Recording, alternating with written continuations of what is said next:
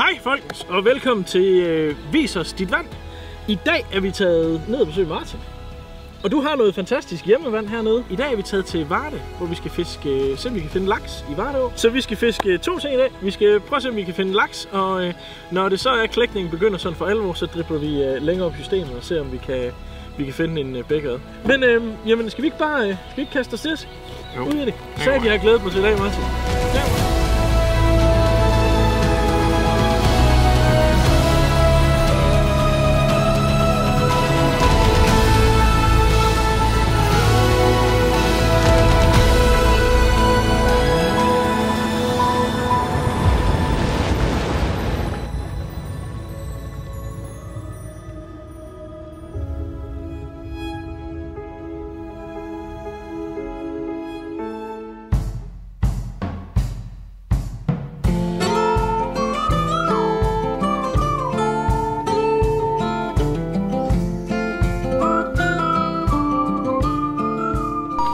Er du klar? Yes.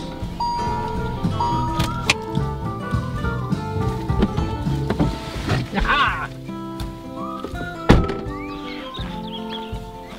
Godt at se dig, Martin. Velkommen til. Tusind tak. Og kæft, jeg glæder mig til i dag. Også jeg. Det bliver fantastisk. Yes, vi skal alle mulige spændende ting. Alle mulige spændende ting. Fedt, mand. Det er jo lidt af en tur hernede, men nu er vi her.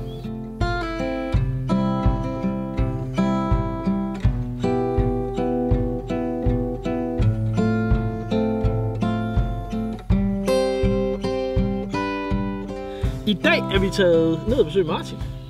Vi har kendt hinanden i mange år. Faktisk rigtig mange år. Siden juni ledede kursus.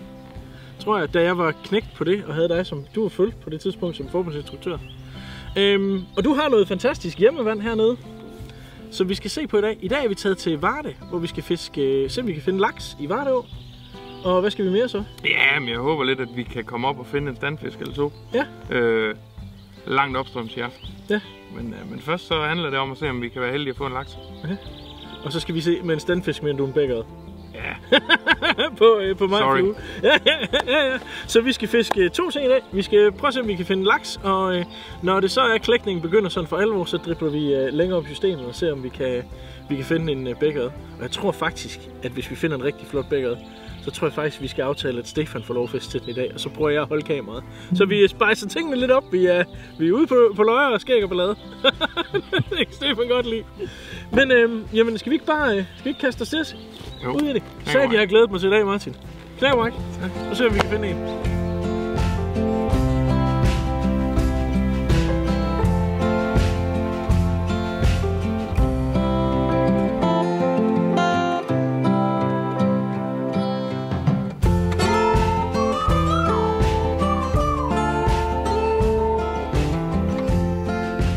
Noget af det, der kendetegner fluefiskeriet heroppe, det er, at man har lidt tyngde på fluerne, og de er egentlig ikke volumenmæssigt er så store. Og specielt her i maj måned, hvor vi sidder nu, der er det ofte de gule fluer, der bliver fisket med, og det er også dem, der har fungeret bedst for mig på den her tid af året. Åen er egentlig meget farvet, og egentlig også overraskende farvet i dag, tror jeg, for jer som gæster. Og for os, der bor her, der er det normalt. Og derfor så er der en lille smule mere knald på fluerne. Når vi når hen omkring sommerferien, altså nu her de næste kommende uger, så har jeg det med at gå lidt over på nogle brune fluer, nogle rødlige nuancer, måske også sort. Og det er egentlig fluer, som vi kender fra de sociale medier i dag, nemlig de forskellige chilla-varianter osv., som fisker rigtig godt herinde på efteråret.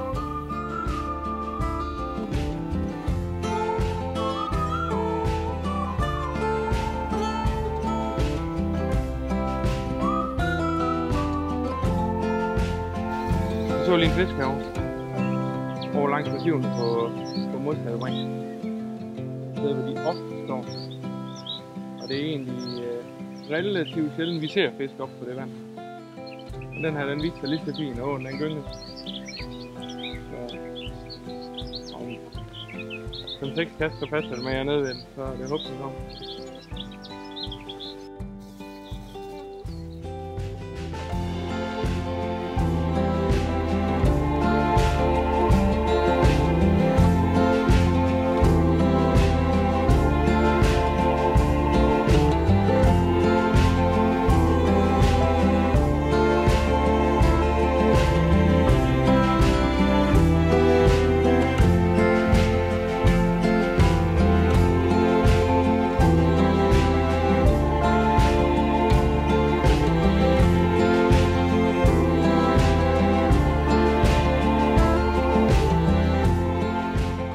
helt op nu her.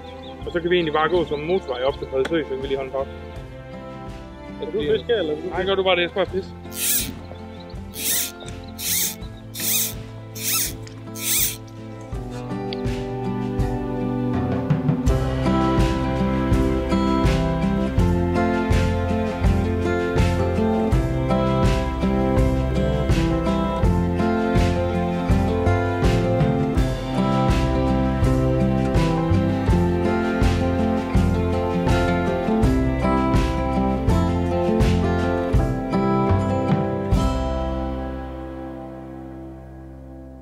Nu er vi kommet godt i gang med at fiske. Fisket 1,5 time eller sådan noget. Set en enkelt laks. Og så er jeg ved at have fortrudt, at jeg ikke har taget tørfluestangen med, og også bare have siddende ved siden af. Vi har set et par rigtig fine fiskeringe, der kommer rimelig godt med danica og sådan noget der. Så. Men altså, vi har set en laks. Og strækket her ser virkelig, virkelig giftigt ud. Det er en spændende over fisk, det var det her. Det er første gang nogensinde, jeg var det. Jeg kan enormt godt lide det. Så Martin har været enormt flink til at guide rundt og lige pege og sådan nogle forskellige ting. Og det stræk, jeg skulle komme til nu her. Der var den igen, Stefan. Den er så stor, den der står og ringer dernede. Men specielt det stræk, jeg kommer til nu her, skulle være giftigt, så nu må vi se. Vi krydser fingre og alt sådan noget. Så giver vi den gas.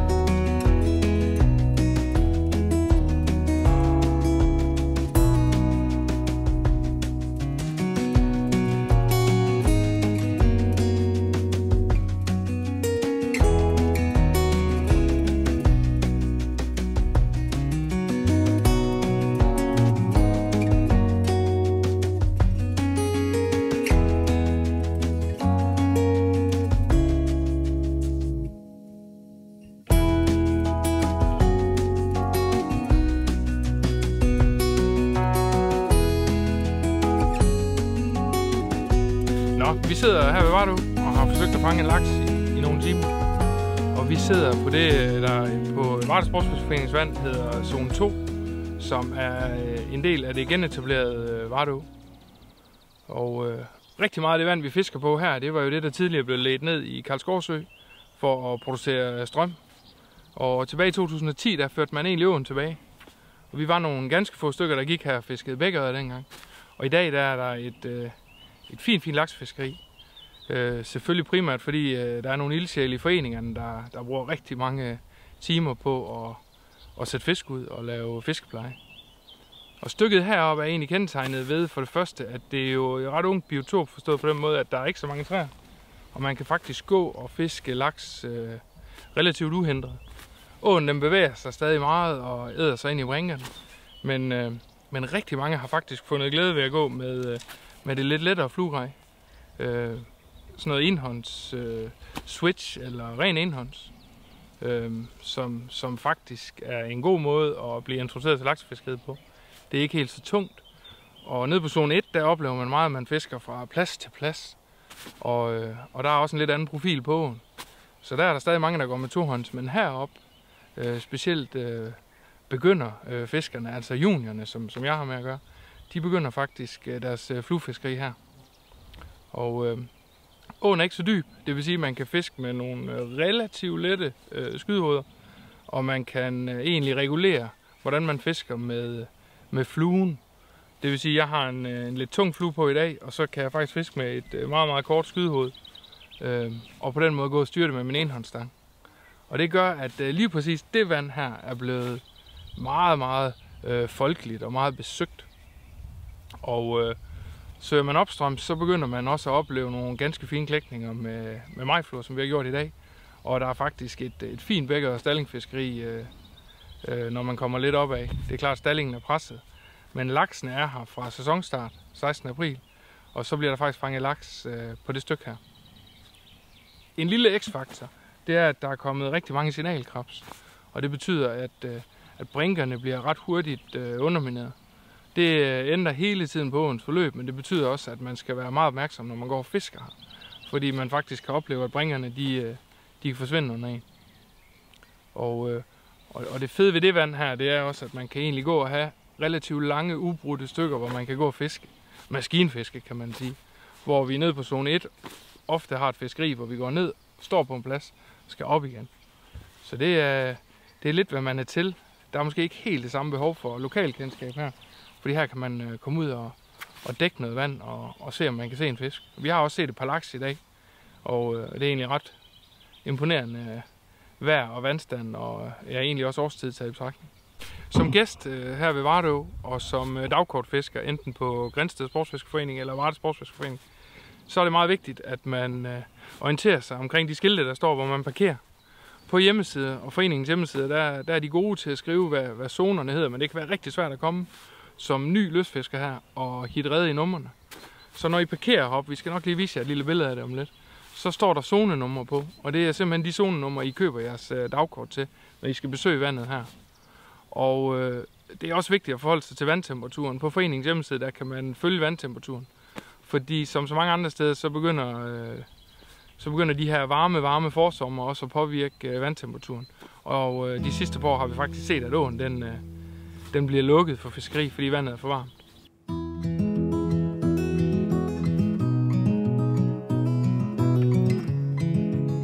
Det er lidt svært at fiske i, fordi der er så meget grøde. Ja.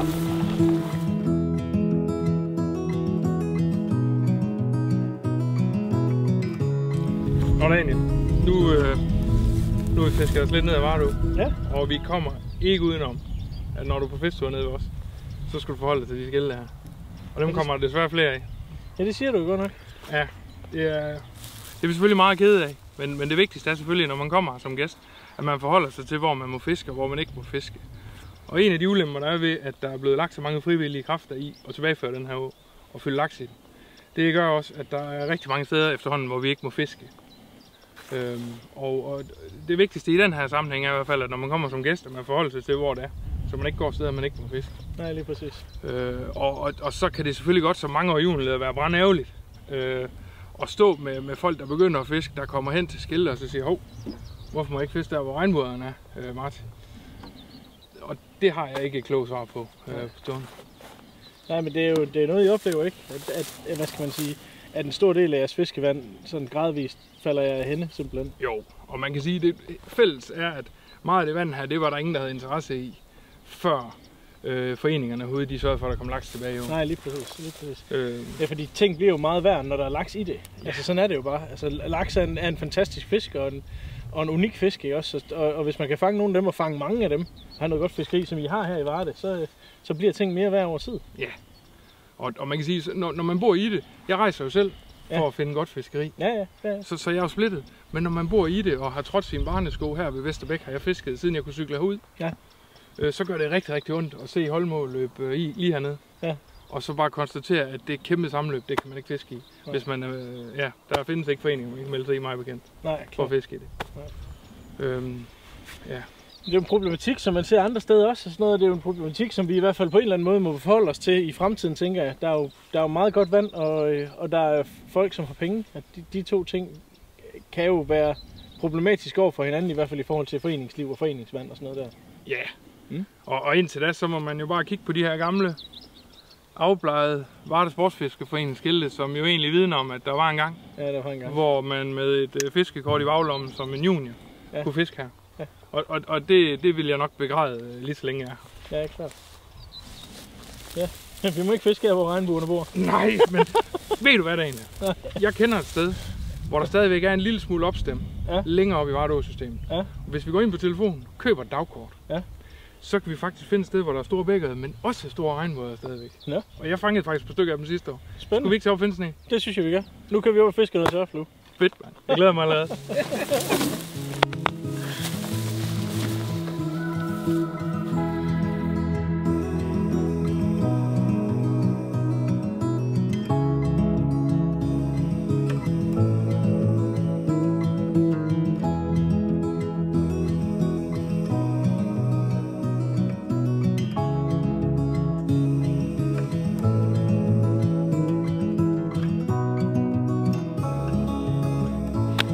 Velkommen til sammenløbet. Tak, Martin. Vi har gået og fisket på zone 2 i dag, og det er faktisk det, som starter lige akkurat her, hvor vi sidder. Hvor vi har Ansager Å, som løber den her vej, og så kommer Grindsted Å herovre. Og i forhold til vores fiskeri i aften med tørfluestang, så er det sådan set her, magien den begynder. Ja. Det er et virkelig, virkelig flot sted, det her, Martin. Helt altså, jeg er glad for at se det her. Det er jo også en sjov historie, det du siger med, at herfra, der hedder det Varde og ned, ikke? Og før det, så er det Grindsted, og så er det Ansager, og de to, de smelter ligesom sammen, og så bliver det Varde Å. Der er godt nok, det er jo fedt, og altså, vi har jo ikke fiskestængerne med her.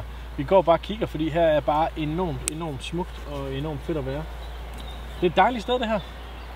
Helt vildt. Og man kan sige, at efter danske forhold, der er det her jo ret unikt. Ja. Fordi der har ligget et stemmeværk her, som har hældt vand ind i Karlsgårdsø reelt set, og produceret strøm.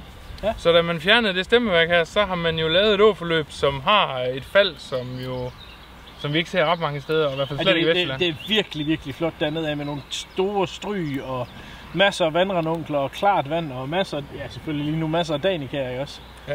Det er sikkert også ret interessant at fiske. Ja, altså de store pools hernede holder laks, og der er også blevet fanget laks i år. Og folk fisker det, men reelt set, hvis man er lidt nysgerrig på det, der spiser på overfladen, så er det som regel den her vej, jeg tænker. Ja, det kan jeg godt mærke på, at det trækker lidt i det, når vi skal op og fiske tørflue nu. Ja. Der er også danika i luften. Så. Ja. Jamen, jeg tror, det bliver bedre her hen ad eftermiddagen. Det tror jeg da helt sikkert, det gør. Der er nogen i luften, og der er nogen på vandet, og der er ikke for mange, hvilket jo tit og ofte er en god ting, faktisk. Ja. Så de spiser dem, der kommer.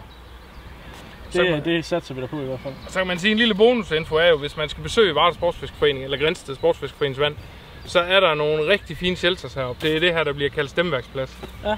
Og der er mulighed for under kontrolleret forhold at kunne tænde noget åben ild, og man kan sove. Ja. Så hvis man vil besøge stedet her og købe dagkort til en af foreningerne, så er det oplagt at kigge i den retning her. Ja. Og altså, nu er jeg ikke så godt inde i sagen lige hvad angår det, men det er jo sådan noget med, at man faktisk kan gå ind på nettet i dag og booke sådan en shelter der. Så det er ret fantastisk, hvis man kommer langvejs fra. Ja. Det er nok dejligt her. Men jeg glæder mig også til at komme og finde en bækørred og hvad der ellers lige måtte være ting og sager. Selvom man kan godt sidde her og kigge længe. Nå, lad os komme ud og fiske. Yes.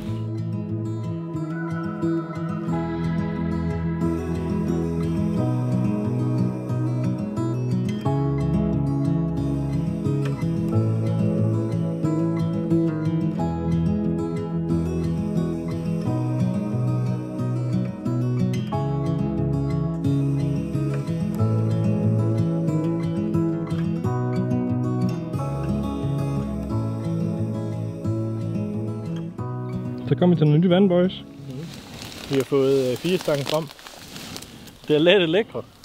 Vi har set et par mindre fiskringe og sådan nogle ting der. Og har bare helt uhyggeligt lækkert. Tusind tak, Martin, fordi du tog mig med her. Her har jeg aldrig været før. Og jeg tror faktisk godt, jeg kan sige allerede nu, at det bliver ikke sidste gang, jeg kommer på det stykke her. I den år her. Det her, det er del med dejligt. Var det Ansager, eller var det Holmå, eller hvad kaldte du det her? Holmå. Og det er faktisk et sted, som er relativt garant for nogle flotte klækninger af døgnfluer, som jo er det, vi kigger efter. Og så har der jo igennem årene været ret mange dambrug på det stykke her. Så i mine drengeår har jeg fisket rigtig meget efter regnbuer her. Ja. Og de er her faktisk fortsat. Så en gang imellem, så kan man støde på en flot regnbuerred. Og i øvrigt også stadigvæk bækkerred, som vi selvfølgelig passer meget på her. Ja. Ja, stallinger er der også her. Ja. Og så sagde du noget om, at der var nogle gange blev fanget en kildeørred også her. Det synes jeg er spændende. Sådan en har jeg aldrig fanget. Der er et sted lige heroppe, jeg vil prøve at vise dig, hvor jeg fik en sidste år. Jeg lover dig, det er fedt. Og så kan man mene om det, hvad man vil. Ja, men de dambrug, der er her, gør også, at du har en relativt stor diversitet. Ja. Du støder på store regnbuer, du støder på kildeørred, altså. Ja, believe it or not, men det der med, at der er lidt større fisk, der foragerer af andre arter, det kan også noget. Men generelt så er det noget liste her. Og danikerne hænger her i skyggen bag, eller hvad skal man sige, lag bag træerne, og vandrenunklen står duer og svejer derude, og åen er klar og hurtigt flydende. Det er bare... Så går man bare lige så stille her med sit lette grej og går og kigger og snakker og hygger sig og det kan jeg fandme noget. Og så er der jo i den her del af Danmark jo en indbygget bonus i og med, at det med jævne mellemrum hænder, at folk de støder på en ulv i det område her. Den vil vi også gerne se. Det er jo en bonus, der er værd at tage med i hvert fald for os. Det er ingen hemmelighed. Det kribler, det krabler, Martin. Jeg er nødt til at komme lidt længere op af, så jeg kan finde fisk, der ringer. Vi lader ham liste. Han er jo meget let til bens, det ved enhver. Så vi sender ham med den vej, og så går vi den anden vej, Stefan. Skal vi ikke aftale? Ja, det er en god idé. Jo, vi lader ham bare gå, så liste. Ja, jeg svarer.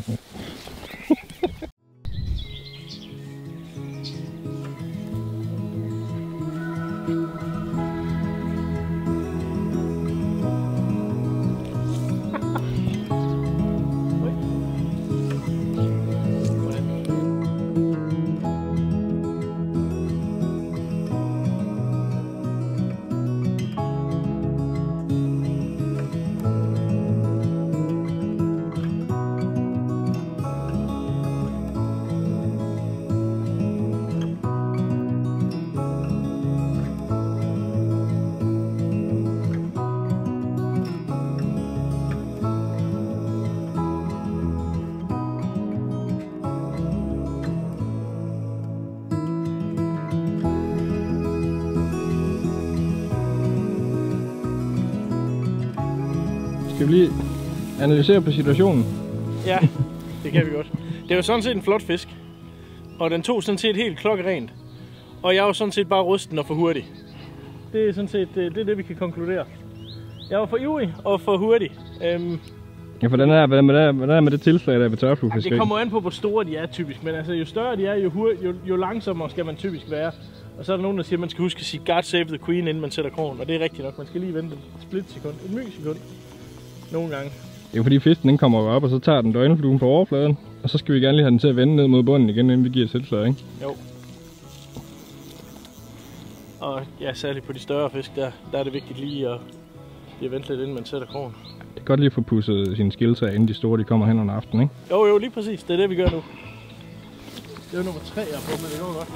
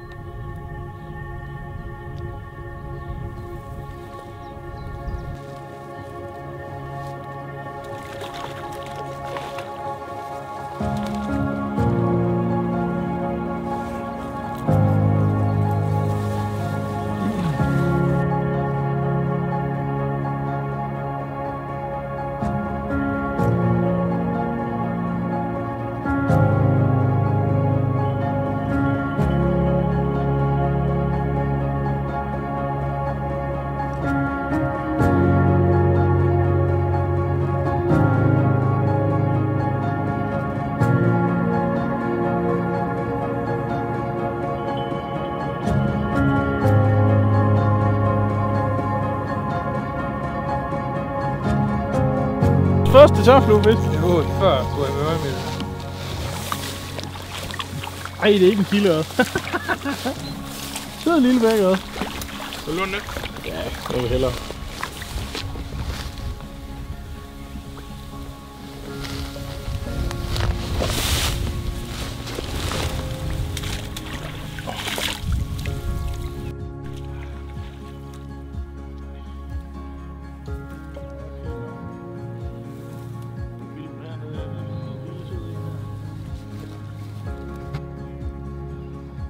Se, der er den. French partridge. Eller Stefan. Ej, hvor er den bare smuk.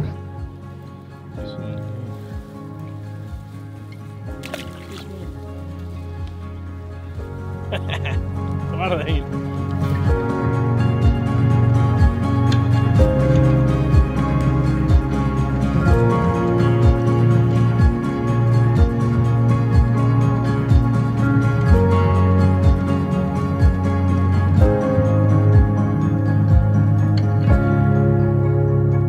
Yes. Hvad så, Martin? Kan du lige vare det? Ja, det kan jeg godt. Jeg kan også godt lide den her Holmå her. Ja. Faktisk den her Holmå helt fed. for søren var der mange majfluer lige nu. Og der er sådan set også lidt fisk, der spiser. Men de har mest været små i dag. Sådan er det jo nogle gange. Ja. Det har da også bare været fantastisk, det er ligesom at kunne vise dig, hvor meget de her foreninger herovre, de har ved på. Ja. Hvor meget man reelt set får ud af at organisere sig i de her foreninger, hvad enten det er som juniorleder, eller som vandplejemand, eller at man bare drømmer om at gå og få noget godt fiskeri til, synes jeg, en billig penge. Altid. Ja, helt sikkert. Vi har slet ikke snakket om fluegederne oppe i Karlsgårdsø, som man jo faktisk også får chancen for at fiske på. Ja. Det kan være, det er en date. Jeg kan godt lide at fiske geder i hvert fald. Og den foregående Vis mig dit vand var ude at fiske geder og havde rigtig godt fiskeri i Tangesø. Ja. Der var også lidt politik at snakke om der i forhold til Tangeværket og sådan noget der, men ja. Jeg har været godt underholdt og i godt selskab, Martin, hele dagen. Det har sgu været en udsøgt fornøjelse at komme og besøge dig. Okay. Nu har vi jo kendt hinanden nogle år, men jeg har aldrig været på din hjemmebane før og blevet vist rundt på den her måde. Og det håber jeg, at vi kan gøre igen en anden gang. Ja, vi har fået set lidt af det hele. Fået set lidt af, hvad der er. Og fiske, man kan sige, vi har slet ikke talt signalkrabs og geder i åen, som der faktisk også er nogen, der dyrker rigtig meget ude vestpå. Ja. Så der er altså sindssygt mange muligheder på sådan en medlemskab her. Ja. Ja, og altså lige nu sker det hele jo. Der er bunker af laks, der er danica her. Lige om lidt, så starter skumbøllefiskeriet. Det er dejligt at være til lige nu. Mm. Og jeg tror bare, nu har jeg fået vist dig og alle dem der og hele YouTube, at der ikke er fisk, så tror jeg vil ud i morgen, fordi magien den sker sgu altid, når man går selv med en eller anden årsag. Men jeg synes nu faktisk, det har været ret magisk i dag også. Ja, jeg synes også, det har været magisk. Det er også fedt at se de to sammenløb og det der. Det er jo sgu et dejligt sted. Sindssygt. Snakke lidt om den måde, det er ved at gå med laksefiskeriet. Det er penge værd. Det er også interessant at høre. Ja, altså man kan vel egentlig sige, at vi har jo nærmest set lige så mange store vandrefisk heroppe i dag, som vi gjorde under laksefiskeri tidligere på dag. Ja, der har også været laks her. Ja, helt sikkert. Så den var ikke kastet så meget til. Nej. Ikke med 4 stangen og en danica. Der er også kommet 6 milliarder knot, kan jeg mærke. Ja, jeg kan også godt mærke det. Det klør alle de steder. Det er godt til knot lige nu. Nu må vi tage med os. Ja. Men Martin. Hvad sagde du? Det var langt over. Tusind tak for at vise rundt. Og for at ville være med. Yes. Vi har fået et sol, kan jeg se også. Ja. Det er sundt. Ja. Den hvide på Varde. Den hvide røde på Varde. Den røde på Varde. El Blanco. Jamen, tak fordi I kiggede med. Ja. Og selvfølgelig knæk og bræk derude. Og husk at abonnere på kanalen. Tak fordi I kiggede med. Morgen.